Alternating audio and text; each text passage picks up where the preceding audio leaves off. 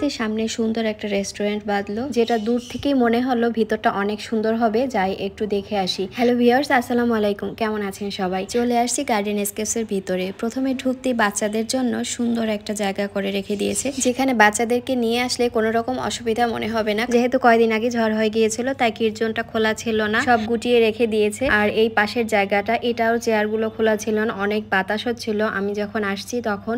যাই হোক, আর এইদিকে আস্তে আস্তে ফুলগুলো সারিবদ্ধভাবে দেখলাম, আর তার সাথে সূর্যমুখী গাছগুলো, ফুলগুলো ঝরে গেছে, শুধু বিচিগুলো আছে। অপর পাশে পুকুরের মাঝখানে ছন দিয়ে এই ঘরগুলো তৈরি করা হয়েছে, যেখানে বসে খাবার খাওয়া যাবে।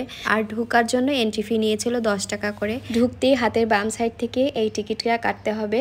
আর তাছাড়া ওখানে খাবারের জন্য স্টল রয়েছে, যেখান থেকে খাবারটা অর্ডার করব। গোল গোল ছনের ঘরের ভিতরে যাবার জন্য কাঠের এই সুন্দর পুলটা তৈরি করে এখানে দাঁড়িয়ে সুন্দর সুন্দর ছবিও তোলা যাবে। এটা লোকেশন হচ্ছে বটিয়াঘাটার ভিতরে।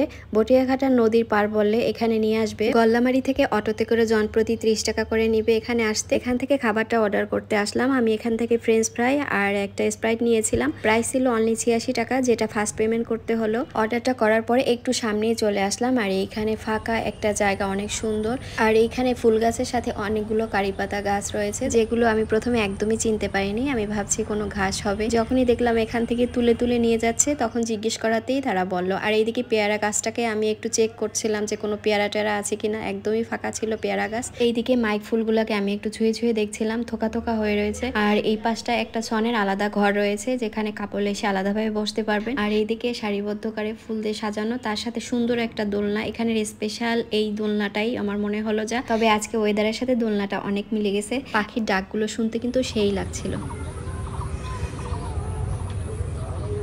চলুন এবার একটু ভিতরে যে বসা যাক। চেয়ারগুলো রয়েছে সাদা কালারের, চেয়ারগুলো দেখতে একটু অন্যরকম লাগছিল। আর এখানে এই যে লাইটগুলো, তারা লাইটগুলো ঝুলিয়ে রেখে দিয়েছে। আর এই লাইটগুলো যখন জ্বালাবে না সন্ধ্যার পরে, খুব ভালো লাগবে দেখতে। বাতাসে প্রত্যেকটা লাইটগুলো দুলতেছিল। এবার চারিদিকটা দেখার পরে খাবারের জন্য বসে থাকলাম, খাবারটা কখন আসবে।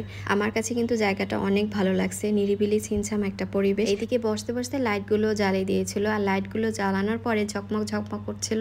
আর এর মধ্যে খাবারগুলো চলে আসলো, আমি হাতে করে খাবারগুলো নিয়ে আসলাম। তবে ফ্রেঞ্চ ফ্রাইটা কিন্তু অনেক ভালো লাগছে এখানকার, আর দামও তুলনামূলক কম ছিল। সত্যি সব মিলে পরিবেশটা আমার কাছে খুব ভালো লাগছে। বটিয়াঘাটাতে এখন আসতে আসতে অনেক সুন্দর সুন্দর জায়গা দেখা যায়, যার ভিতরে এই জায়গাটাও একটা সুন্দর জায়গা।